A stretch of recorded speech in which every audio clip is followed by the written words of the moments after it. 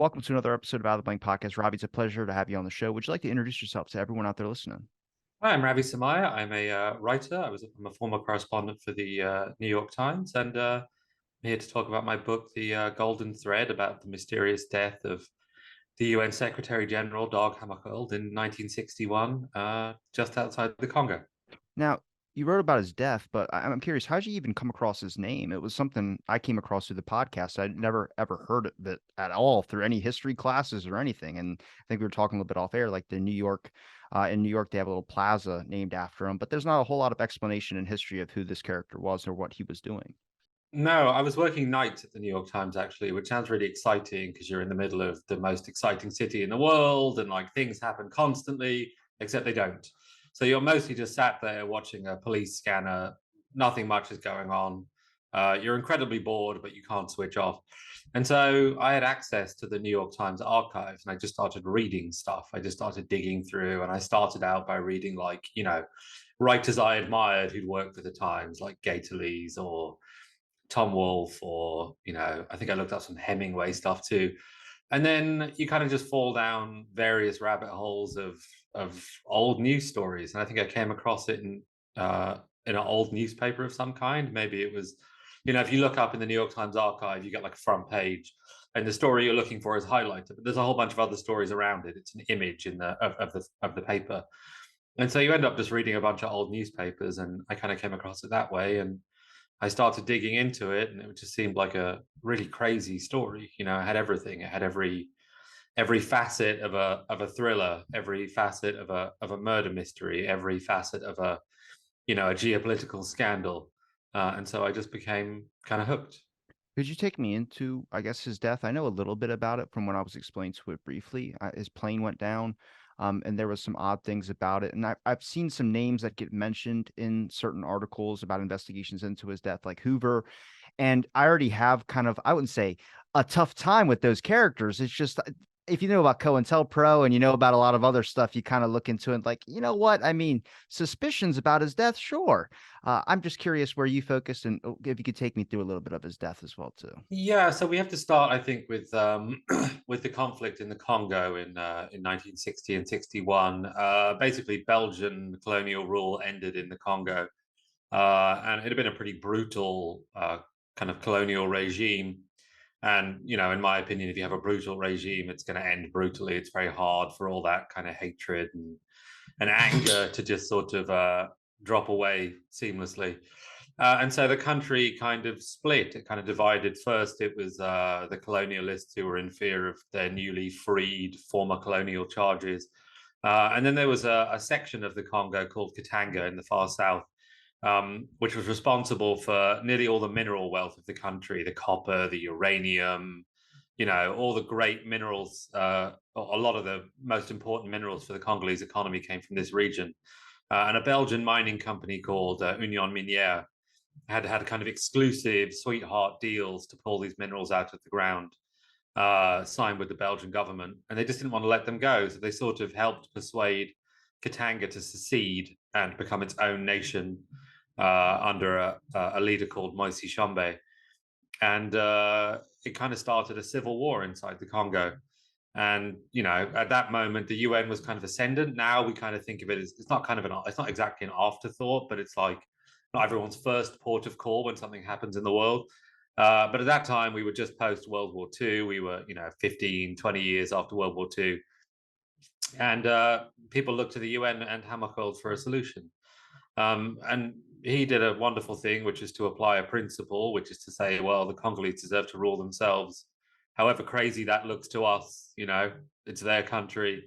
They have to do what they want. But this managed to upset, of course, the mining companies, but also the British government, which was very worried about the Congolese leader, Patrice Lumumba, and his connections with the Soviets. It upset the CIA. It upset the American government to some extent. And it upset a bunch of sort of far right mercenaries who saw the end of colonialism as a huge threat. They felt like, well, white rule in Africa is over, and our way of life is over, and they were pretty upset.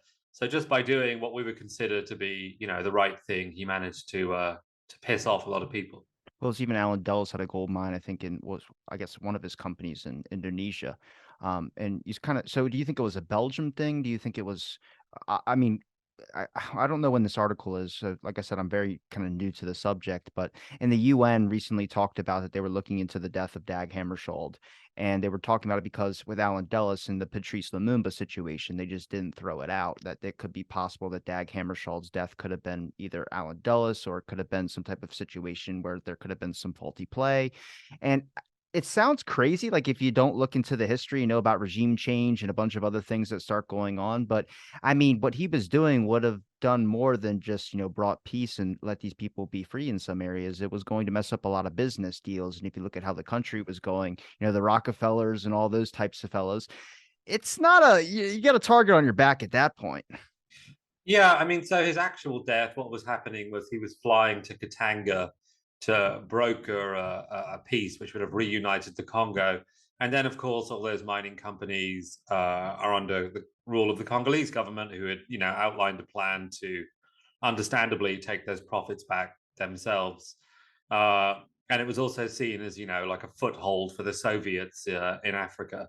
And so he was flying to broker this peace, and his plane was about to come into land, and it crashed. And there is a lot of evidence that there were other planes in the sky, maybe hostile to his plane. There are lots of irregularities in the way they began the search for the plane. It doesn't look like Hammarskjöld died instantly. It seemed like, there was a moment where he could have been rescued. But a search party didn't go out until the next morning. The tower logs are missing from the airport that night. And the more government documents we uncover, the more you understand that not everyone was unambiguously rooting for him to succeed that night, and the more you understand that some people were extremely angry with him. And I kind of agree with you. Like, I'm not a believer in conspiracy theories. Really, I think people are generally they're firstly too bad at keeping secrets, and secondly too incompetent to run a big conspiracy. But like, this stuff did go on at that time. They did try and kill Lumumba. Like, there is a non-zero chance that the British government, more likely, and to some extent the American government, might have been involved in the death of an actual leader of an actual nation around that time. So it's not totally crazy to consider that there might have been some elements of espionage, or kind of it's easier to kill this one guy than it is to solve this whole problem kind of thinking. So you mentioned like there's other planes in the sky. Do you think that his plane could have possibly shot down? Kind of what I heard was that the plane could have been messed with because it was sitting on the airport runway for a couple of hours before his flight took Yeah, off. there are a few plausible theses. One is that it was just an accident, shit happens. Another one is that it was sabotaged kind of before it took off. Someone planted explosives on it. Another one is that it was, some kind of attack from the ground, like a gun shooting, or I guess some kind of other projectile. Another one is it could have been shot down by planes.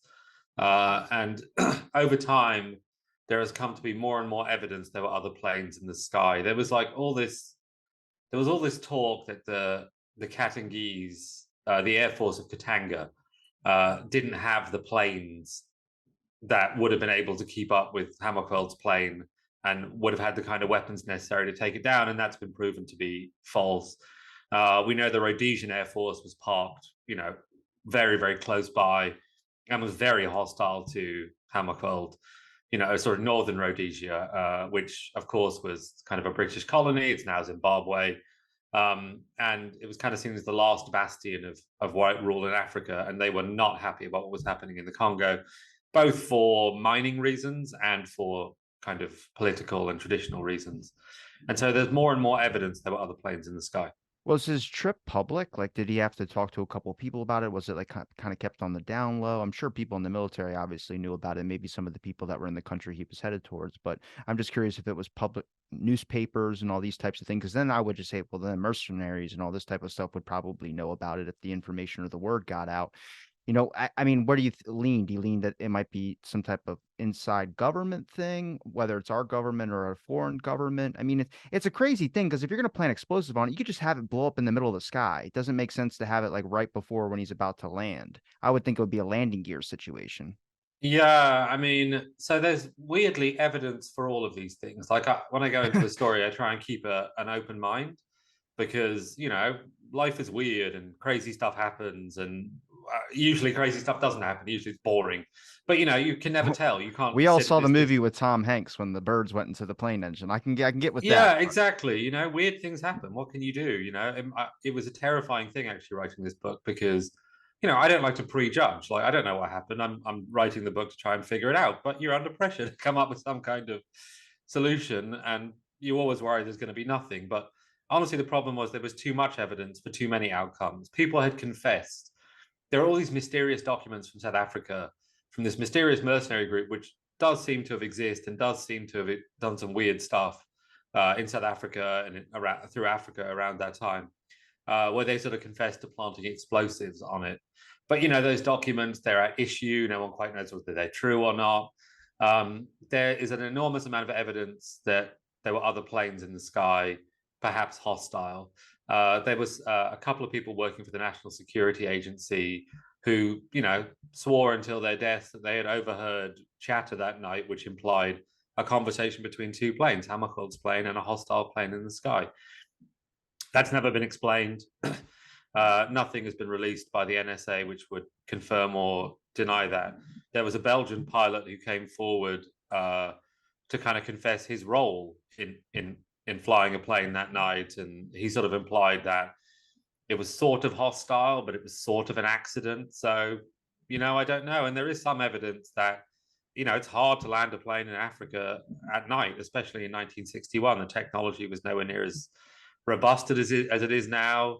The pilots, were under all sorts of strain. And so Well, there's even with too the much evidence is the issue. where the evidence, I would say the issue would become with the search party. I mean, if you said there was problems with the search party, what types of situations or maybe things that weren't thorough or done properly, like that normally would have happened during a search party when So they come up to the crash? there were several witnesses to basically the moment of the crash. Some of them were what were known as charcoal burners. They were like locals who would cut down trees and you know burn the wood slowly to make charcoal, which they would then sell by the side of the road.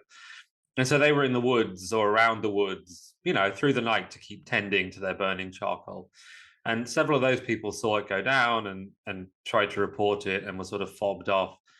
There were local, I think, Northern Rhodesian police officers who also saw something happen and tried to report it and were kind of fobbed off. And basically, the plane went down around midnight. We're not exactly sure of the time. And the search party didn't start till the next morning, 10 a.m. That's, an incredibly long period of time after a plane crash has occurred to leave it sitting there. I wonder why they fobbed it off like that. Like, I mean, did they not believe the people that were reporting it in? But if there was a police officer as well too that was reporting it in, I mean, laziness maybe. I mean, look, I hate to call police lazy, but there's situations where obviously I don't want to get out of my car when it's snowing and raining out just because someone pulls you over. So, that's a real thing. You just let somebody pass. I don't know. Could it be something like that? I'm trying to find an explanation of like not the super conspiracy rabbit hole there. I couldn't tell you. I mean, I can tell you certainly they felt they didn't like Hammarskjöld and they felt like they were under a pressure to do the correct thing, to wait for their boss or get the right permission or whatever. That's one explanation. The other explanation is they were frantically covering up for whatever had occurred and making sure they'd lost not only the tower tapes from that night, but also the logs in an air traffic control tower at that time in that place. They would not only keep tape recordings, but they would keep a backup log of what was on the tape recordings just in case the tape recordings went missing. Both those things are gone. Even They're just not there. We even don't do, know where they doesn't the plane have a black box too? are. I don't think it was found in that sense. Like they had another thing aboard, which was like an encryption device which sent encrypted messages. Um, and that has subsequently been discovered to have been compromised by Western governments. They were sort of secretly behind the encryption company. So they were obviously reading all the various messages that were going back and forth. My strong feeling is that, like, I'll give you an example. The Swedish government for a long time did not reveal all the secrets it has about this thing. because some of its soldiers were cannibalized during this conflict, but they lied to the families and didn't tell them that they were cannibalized, and they felt like it would be too embarrassing now to reveal all the documents of these families to understand that their distant relatives, like at this point, were cannibalized, and they also felt it was racist to reveal that they were cannibalized. And my strong feeling is that in either British, American, South African, or Belgian archives, there's much more telling information than we're receiving, but they're kind of sitting on it out of a sense of embarrassment for something silly. I don't know what, but something silly. Yeah, I mean, I'm interested in the Kennedy assassination. I've been focusing on that for like a year, talking to as many experts as I possibly can. A lot of stuff can be chalked up to agency credibility in the way that they're viewing things. Like a simple release of a document or what's kept secret. You're like, why were they hiding wiretapping people? It doesn't we know about that in past events, but it's just how they see it. We're like, it's makes us look really, really bad. So that's an issue. I mean, how many archives? Obviously, there's plenty of people out there that have documents on this stuff. I mean, how many documents are still left to be released? I mean, it's an impossible thing to say. I mean, there's like a list of documents that I and any other researcher in this field would just love to see. Like, if there was any fragment of tower logs or tower recordings, if there were NSA records pointed in that direction from that night, there was a sort of a surveillance plane, an American surveillance plane in the sky that night. Like, it must have picked up. It was there to pick up stuff. Like, what was it doing? Where are those records?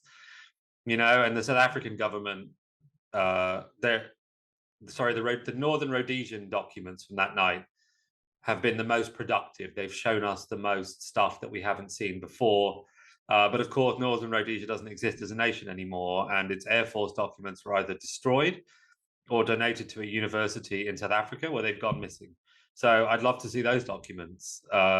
The Belgian government, of course, was deeply involved as the decolonialization process went along, and I'm pretty sure there's a document or two lying around in those archives. There's So definitely a and document lying in someone's garage somewhere. That's where you find the most stuff. I've heard about like Stephen Kinzer's book on Poisoner in Chief on MK Ultra and all that. And he was like, "Yeah, I found all these MK Ultra documents in some dude's garage." I was like, "Dude, man, well, if that talk about dude a is yard sale."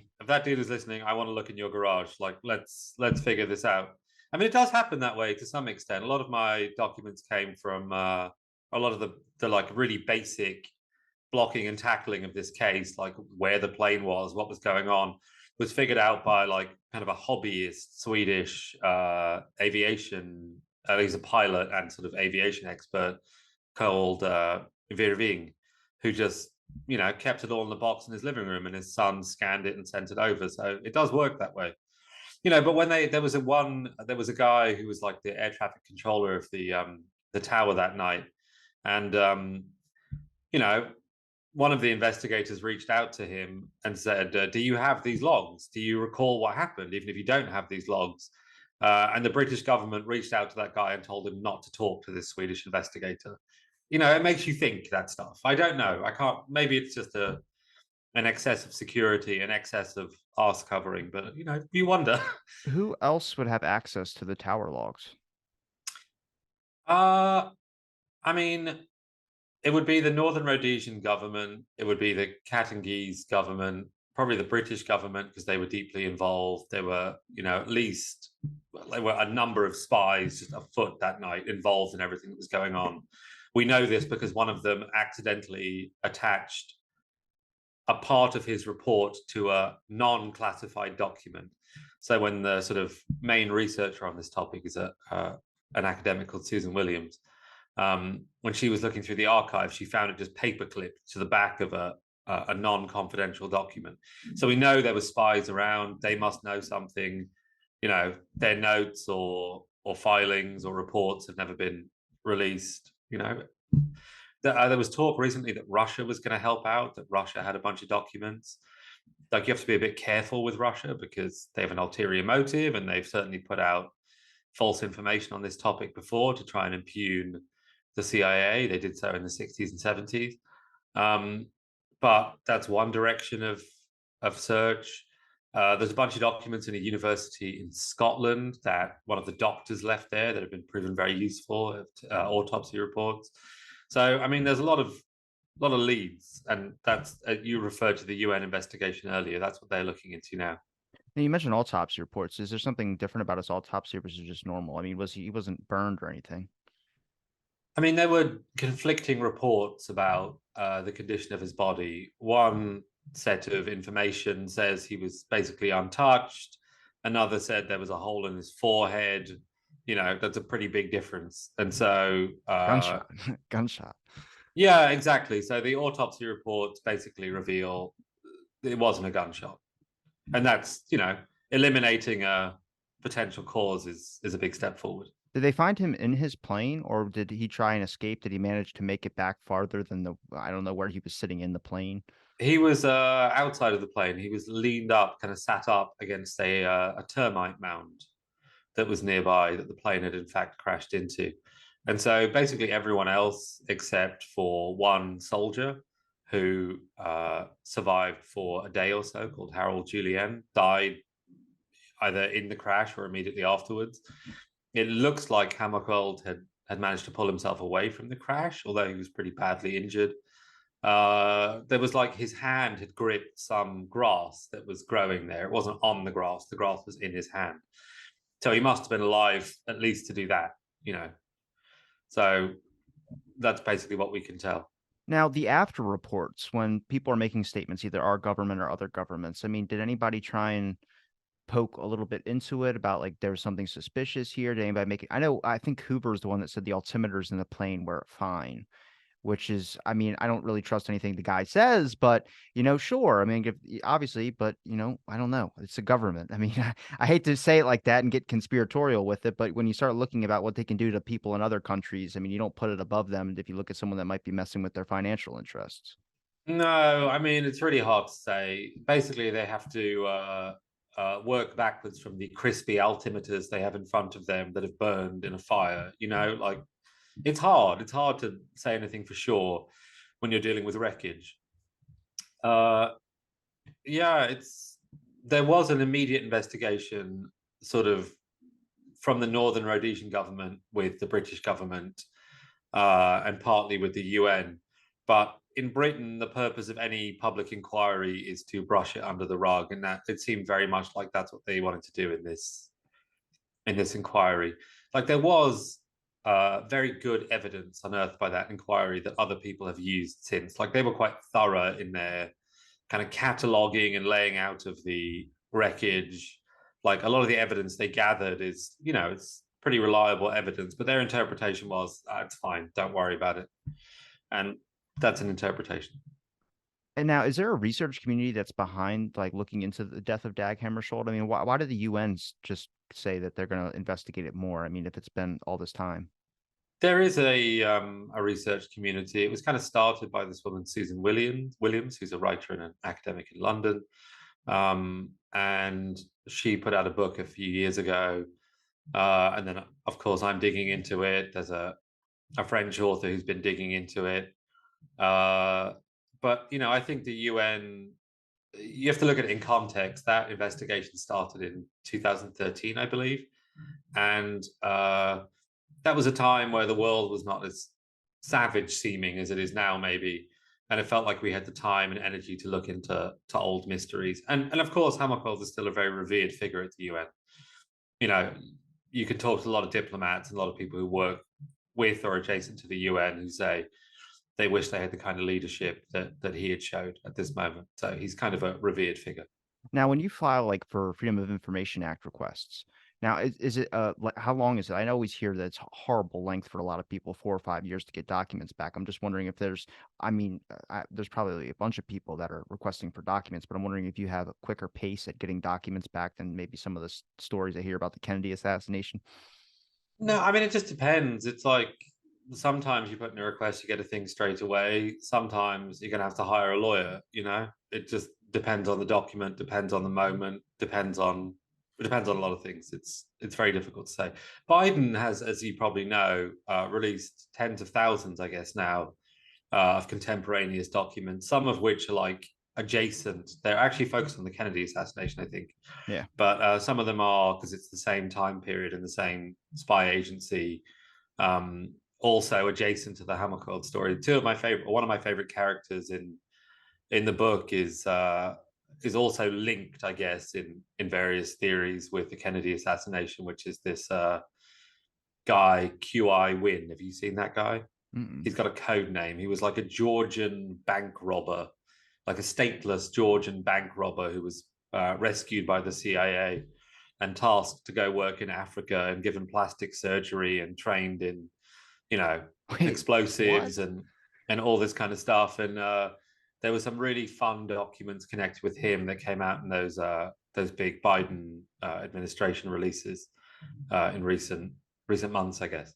Yeah, because a lot of my friends are the ones that are in charge of that lawsuit against Biden to get those documents released. And there's, I think, 3,000 or 4,000 something like that. A lot of them like JM Wave stuff, which I figured it was going to be a lot of like Latin America type situations and programs that were going on that couldn't be released. I don't know why they're getting labeled Kennedy documents or national security or like it's been 60 years almost. I think you can release some of those documents. But what you just mentioned about cosmetic surgery, that I've never heard of that in my entire life. I've only seen that in movies. That's real that they give a guy cosmetic surgery to make him look different. Is it like witness protection type stuff? Yeah, I mean, I don't know. That's what I only have the documents. Like, I have not seen the guy. I can't tell you what to what extent he had surgery or what that meant. Whether it was like a nose job or whether it was like a haircut. I can't say, but that's what the documents say. The documents say he was supplied with cosmetic surgery and and various other nefarious training Now, for his mission in Africa. when we talk about too much evidence, do you think it's that means it's a thorough investigation, or do you think that it's kind of suspicious that there is so much evidence? Like, there's a lot of situations like that in some projects that we ended up finding out later, like Operation Mockingbird and other things that we are well publicly known. But there's a lot of evidence, like way too much, where now there's so many different theories. And it's kind of like with Dag Hammarskjöld, theories about how his plane went down and different ideas. I mean, all of them can be supported, but that also should bring up suspicion. It's not usually there's not just one clear-cut answer. There's a bunch of different answers, which kind of leaves it up to, was the investigation right? Or is there too much evidence where you're really not trying to implement any country? Because you have to look at it from a government standpoint. If you're looking at it from a government standpoint, you don't want to implicate certain issues, like whether it's a communist threat or whether it's any of this, because then people are immediately going to want justice and they want you to go to war about something. And it's like, no, we can't do that. It could be World War III, it could be whatever. Yeah, I mean, I apply Occam's razor, which is, the simplest explanation is usually the truth, and you'd have to be a genius of decades long information campaigns to put out such a breadth and kind of variety of other theories. I mean, I just think that there's at various points been very excuse me, very high interest in this case, and that means there's a flurry of stuff released. And just over the years, that's mounted up, so you can take it in nearly any direction. What it comes down to is we're trying to find great detail on like 9 or 10 minutes on one particular night over a pretty, sparsely occupied section of Africa, and that's a hard mission.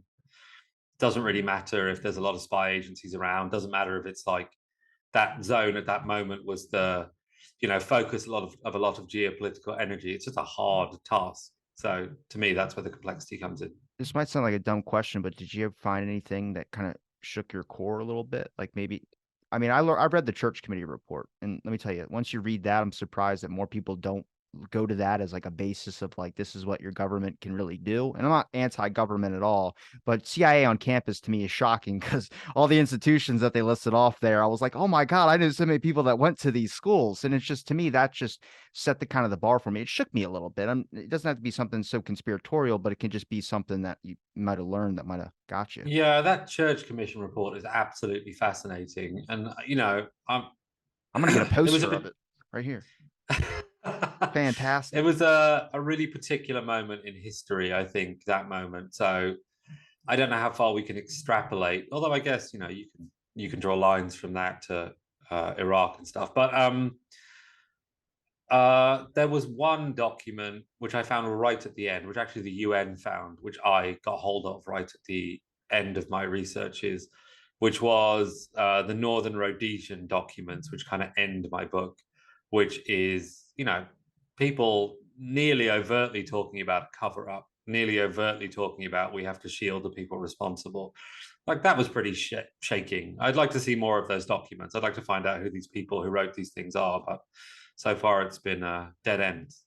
Do you think that it could be when it comes to covering up for maybe another government or some other person, maybe they know the answer, but do you think it's just because it's like national security or maybe a threat type thing where it comes in like people are going to want you to get justice for whatever that is? I mean, it's been all this time and people still want justice on the Kennedy assassination. I think that's like that with every really political death that's still kind of a conspiracy, or documents that are still kept hold as people start to question their government a little bit more and just kind of want answers. And like I said, it can be anything to protecting the agency's credibility or not trying to go into a war with anything like that. But that's not what the people want. They kind of just want to know the true facts of the matter. No, I always say the most basic form of justice is to have your story honestly told. Like that's the most basic form of justice. That's a lot of what a trial is. It's just having your story honestly told. And I think there's a really like profound and basic human desire for that to happen. Like I certainly have it. Like if I hear about something, you're just like, well, what happened? Like I understand what everyone's interests are, but like what actually occurred here is a question that I really want to have answered, and that's sort of why I wrote the book, because he seemed like a guy who deserved to have his story honestly told, not skewed in one direction or another, or used expediently, as you say, to stave off a conflict or prevent embarrassment. But like, what happened? I think he would want that. Now, through your research, did you look through any of government's past events, whether it's our government or if it's a foreign government, just to see if there's any other well-known or historically documented stuff when it came to past government events that could be a little bit suspicious? Yeah, I mean, in this case, it was the death of Lumumba, which I don't know if you know much about that, but I'm sure you do because you read the Church Commission documents. But like, they were going to kill. So Patrice Lumumba was the first democratically elected leader of the Congo, and he was a very fiery, charismatic, somewhat chaotic leader. And he had asked America and Britain for financial aid, and they were hemming and hawing about it. So he said, "Okay, I'm going to go to the Soviets." And the Soviets gave him various bits of financial aid, which made him public enemy number one for the British and American governments. And you know, one of the spies who was in Congo at the time, she was said to be sick and on medication, but she said, "We killed Lumumba." And the Belgian government has admitted its role in killing Lumumba via various proxies who were on the ground. And the British and the Belgian governments were in quite close contact. And the CIA and the Secret Intelligence Service, the British intelligence agency, they were in contact. So it's really not crazy to think. I mean, if you look at the American government documents, like they had their own plan to kill Lumumba if someone else didn't kill Lumumba. They have the They were going to put 13 members listed off on the assassination to Castro plots. At the bottom of it, there's Sidney Gottlieb, who's head of MK Ultra, and his name is attached to two names. And one was, I'm forgetting the first one, but the second one, it said slash and it said Lumumba right beside it. And each one of these 13 members, and a lot of them were mafia figures as well, too. But they had their name, they had at least two people or three that they were assigned for plots to kill foreign leaders. Yeah, I mean, Gottlieb went even further. He showed up in the Congo with a tube of poisoned toothpaste. You know, like that. That's what happened. That's documented. That's in the. I Get believe it's in us the through church. our love of dental hygiene. How dare they? Well, and I mean, the problem is that I mean, candidly, spies lie. They just lie. And so Larry Devlin, who was head of the CIA station in Leopoldville at the time, he says he just discarded this stuff. But who knows?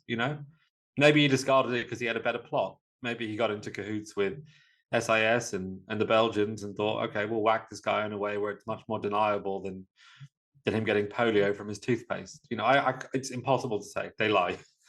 I put a lot more weight into Dag Hammarskjöld's death and Hale Boggs's death. After learning about Dag Hammarskjöld and kind of reading through the church committee report, I mean, the Hale Boggs situation, there's a very eerie video you can watch. It's from 71 on AP Archive on YouTube. And it's Hale Boggs just calling out Hoover and saying Hoover needs to retire because he's wiretapping congressmen. He's doing, and he like tears Hoover a new one basically.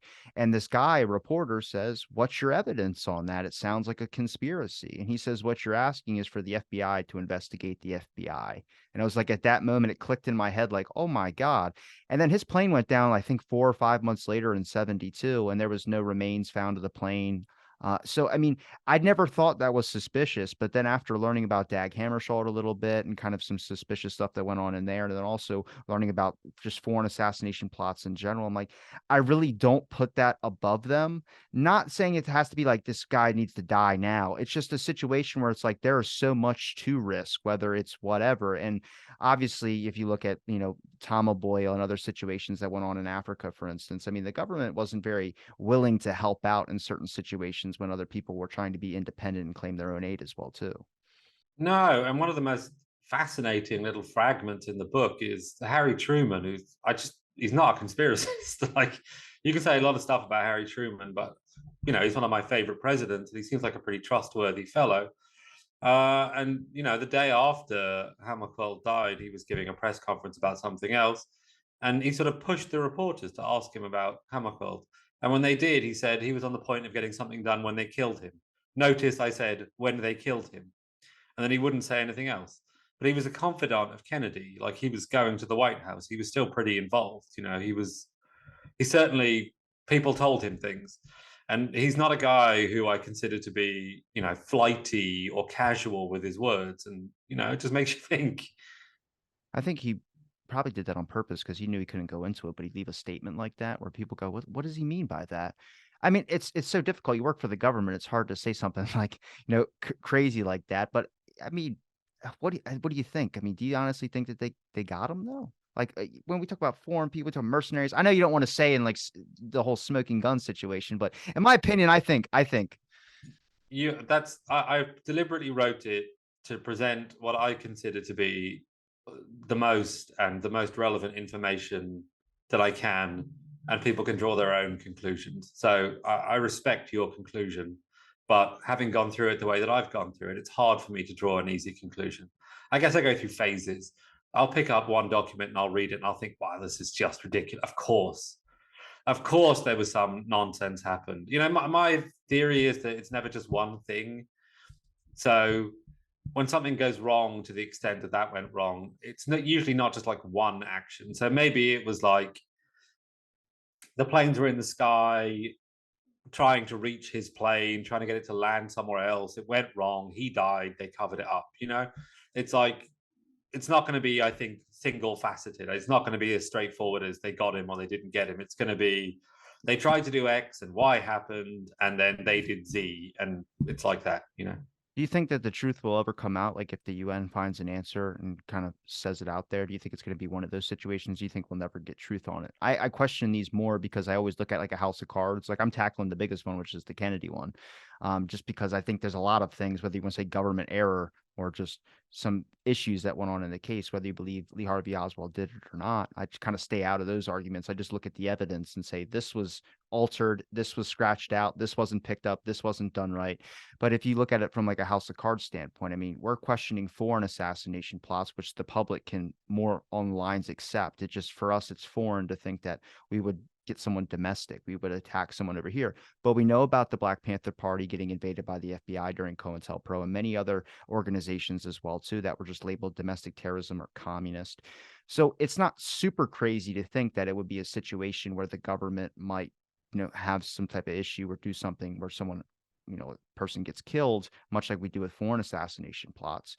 I just don't think it's a grand ordered conspiracy. I don't think it was like, we're going to plan this from the day one. And I don't think it's like that. I think if something happens and they just keep trying to cover it up and cover it up and cover it up to make it go away. And that's where the most damage is, which is what I want to attack, which is that cover up issue. But Yeah, there was yeah, definitely a there's definitely evidence of a cover up. There are people talking about a cover up. The quantity of stuff that's disappeared is just silly. Like it wouldn't happen. that Uh, destruction of documents, that's routine. Or I'm like, guys, put it on a thumb drive for the love of God. It's not that hard. yeah, but you know what it is when you work in those jobs and those big bureaucracies, like you have nothing to gain from honesty. You have nothing to gain from honesty in your everyday work. You've got nothing to gain from honesty in putting those documents out. And like you start thinking of your own expedient self-interest, and there's nothing in that document that's going to get you in trouble, but maybe there is, and you haven't thought of it, so why not destroy it?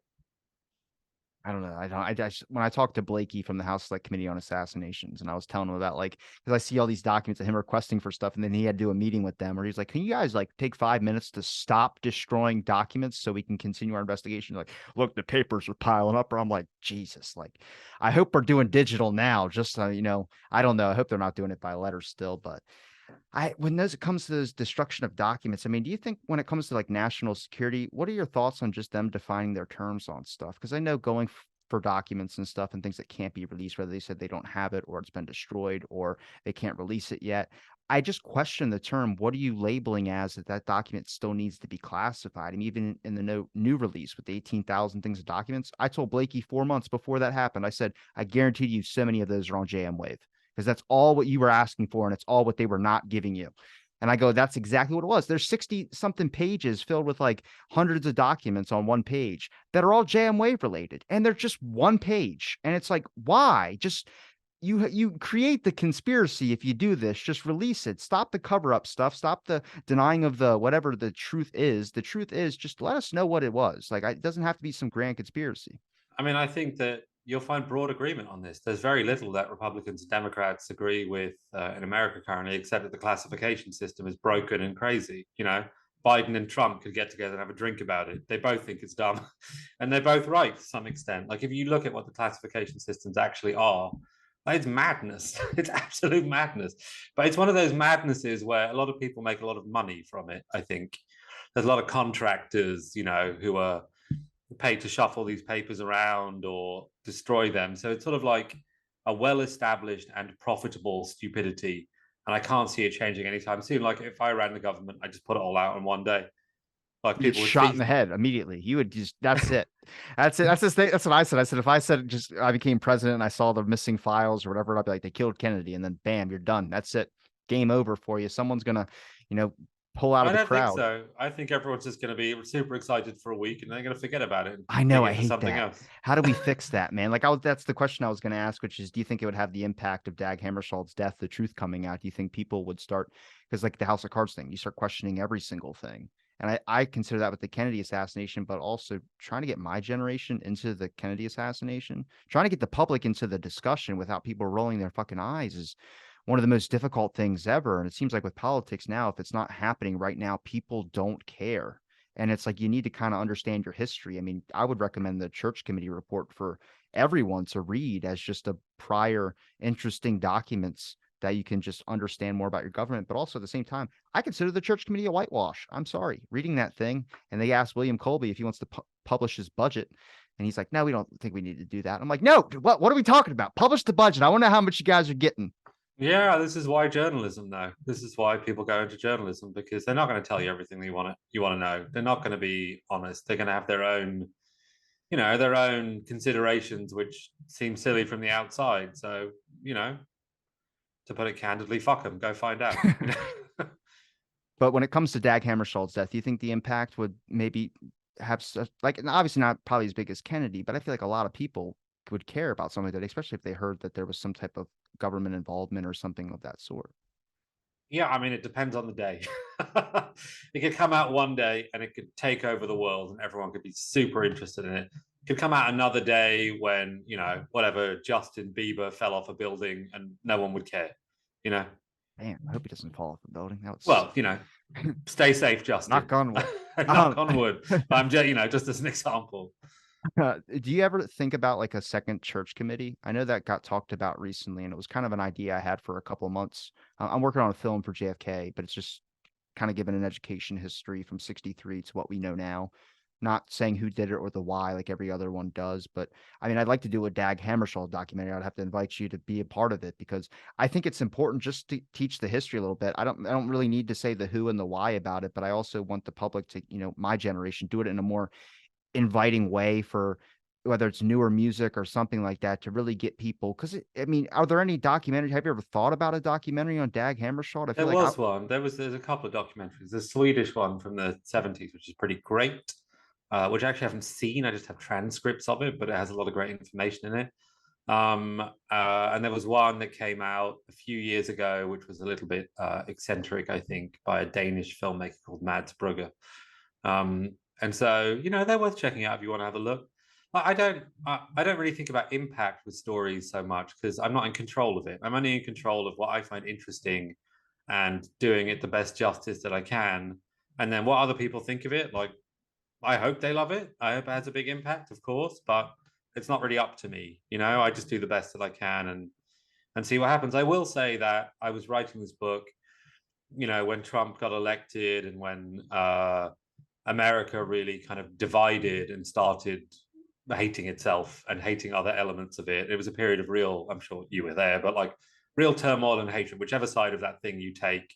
And I don't really take either. Like it was a period of turmoil and hatred, and digging into history really was helpful and soothing to me at that moment because you realize whatever dumb thing is happening, worse has happened before and we got over it.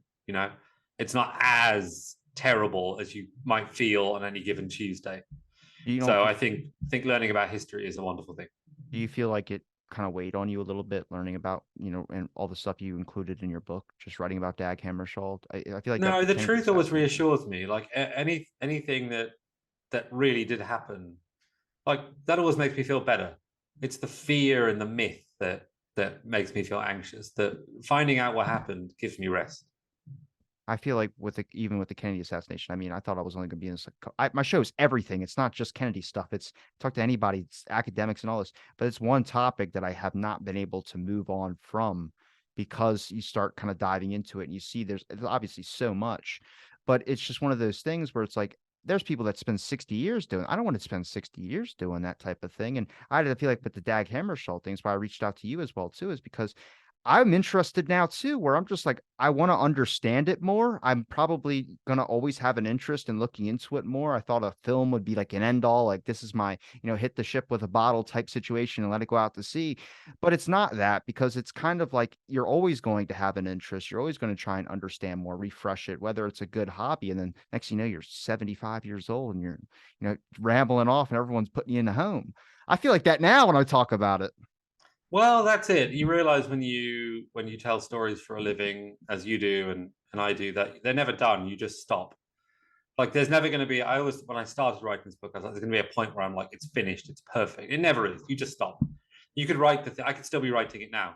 I could be writing it when I was 100 years old. It's just I could just rewrite it and add in new information and new details and new insights and new things I thought of and new conversations with people like you, and it could go on forever. So it's just a question of you stop, you don't finish. Now, when you worked in New York, when you were going through those archives, I mean, were they acceptable with your story and that you were going to write a book about this as well too? Did they run that story as well too?